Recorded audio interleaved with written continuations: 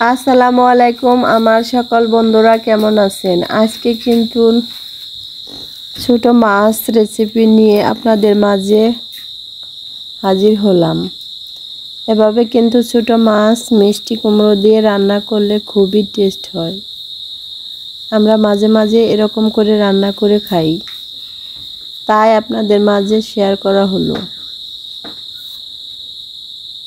প্রতি বন্ধুরাই আপনারা তো জানেনই সবাই যে আমরা ছোট মাছটা খুব পছন্দ করি আর সব সময় খাই, কারণ ফ্রেশ মাছ আমাদের এখানে পাওয়া যায়।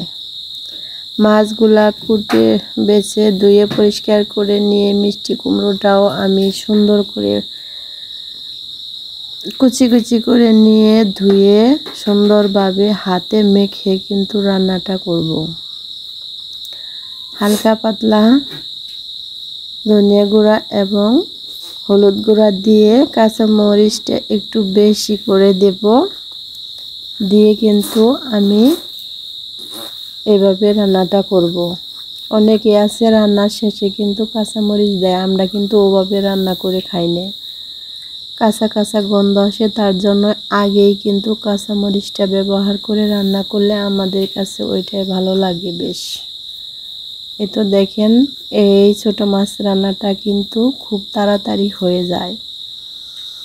রান্নাটা শেষের দিকে যে দেখেন কত সুন্দর কালার চলে আসছে। যদি ভালো লাগে আমার ভিডিও দেখবেন এবং যারা ভুলে যান লাইক করতে অবশ্যই লাইক করবেন আর আমার সাথে থাকবেন অবশ্যই। আপনাদেরকে সবাই